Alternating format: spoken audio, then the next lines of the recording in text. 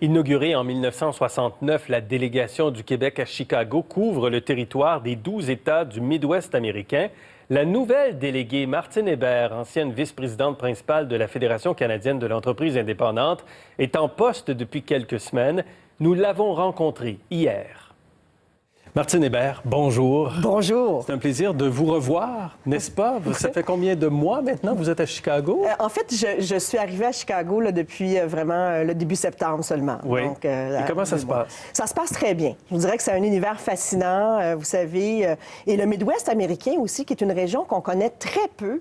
Hein? Quand on pense aux exportations aux États-Unis, on pense à New York, ou on pense à des grands centres comme ça. Mais vraiment, la région du Midwest est très riche, à la fois au niveau du potentiel pour nos entreprises et à la fois aussi à différents égards là, oui. Pour l'économie québécoise. Et donc, vous faites rayonner, c'est la suite de ce que vous faisiez dans le fond à la Fédération de l'entreprise indépendante. Là, vous voulez faire rayonner les entreprises d'ici à Chicago. Absolument. Et vous savez, le premier ministre a donné des mandats très clairs aux délégations. Le premier mandat, c'est d'attirer davantage d'investissements étrangers au Québec. Donc, les entreprises qui sont sur le territoire là-bas, les convaincre de venir investir au Québec, d'une part. Et par ailleurs, augmenter les exportations des entreprises québécoises là, dans les États américains, dont ceux du Midwest, qui sont très importants d'ailleurs, hein, parce qu'on ne le sait pas, mais 25 des exportations du Québec à peu près là, s'en vont aux États-Unis, s'en vont dans le Midwest. Ouais. Donc, à peu près 15 milliards d'exportations québécoises qui ont lieu dans le Midwest américain. Donc, c'est quand même très important. Est-ce que votre mission, elle est 100% économique dans un sens? C'est-à-dire que, oui, le gros de la mission,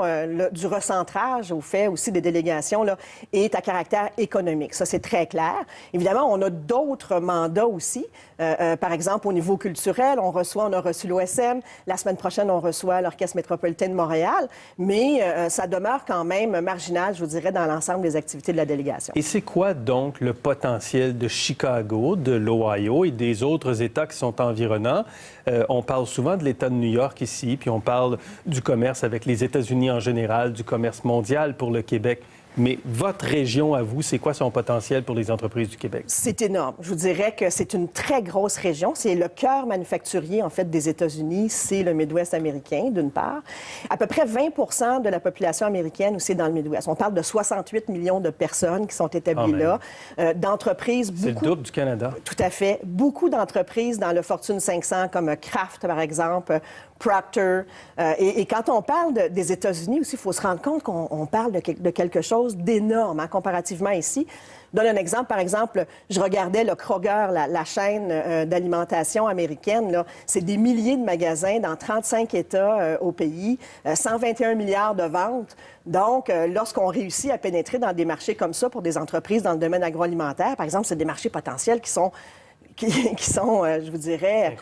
incroyables, tout à fait. Mais est-ce que c'est sous-exploité de la part du Québec? Parce qu'en même temps, la proximité géographique n'est pas exactement là. Ça reste un petit peu loin là, du Québec. Oui, mais c'est très accessible, hein, parce que justement, le Chicago aussi est un centre logistique très important.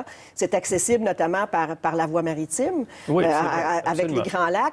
Au niveau ferroviaire aussi, c'est très important. Puis, évidemment, l'aéroport de Chicago est quand même un aéroport très important. Donc, je vous dirais qu'il y a beaucoup de débouchés potentiels là, pour les entreprises québécoises. Quelles sont les entreprises québécoises qui sont bien présentes à Chicago? En fait, il y en a dans le Midwest américain. Vous avez des entreprises qui sont établies là-bas. Je pense à Saputo, par exemple. Je pense à Agropur, qui ont des usines, à Couche-Tard, qui ont fait des acquisitions importantes aussi. Bombardier, évidemment.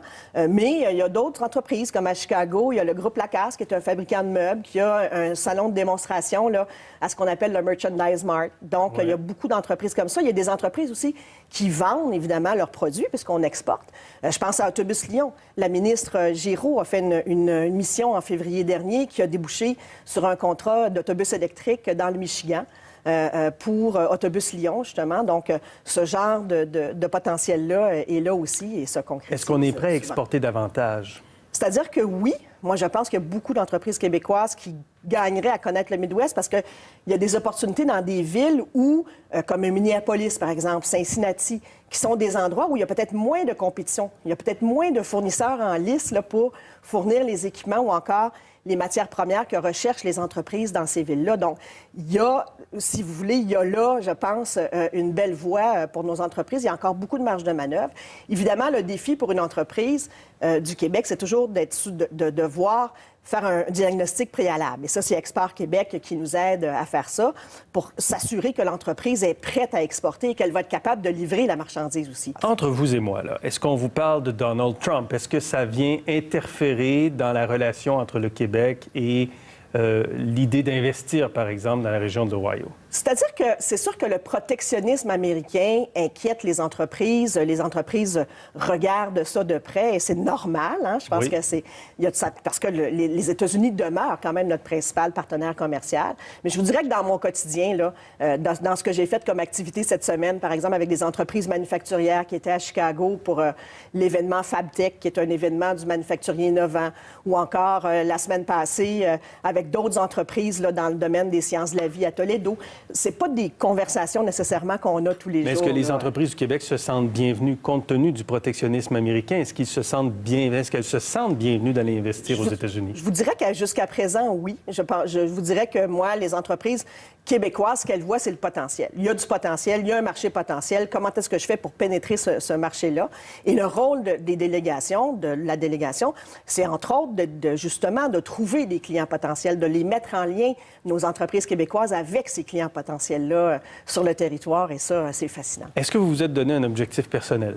Je vous dirais que oui.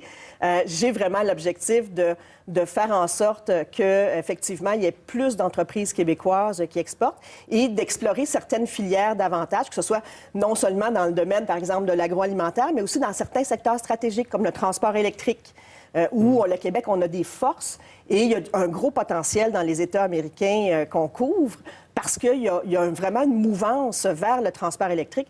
D'ailleurs, hier, j'étais en rencontre avec CTA, Chicago Transit Authority, qui, justement, achète les flottes de véhicules d'autobus. On sait qu'on a des bons constructeurs d'autobus électriques au Québec. Donc, c'est ce genre de diplomatie économique-là, si vous voulez, là, qu'on réalise au quotidien et qui permet éventuellement de déboucher sur des contrats pour nos entreprises. On retrouve votre enthousiasme pour les entreprises très clairement. Merci, Martine Hébert, et à la prochaine. Merci à vous.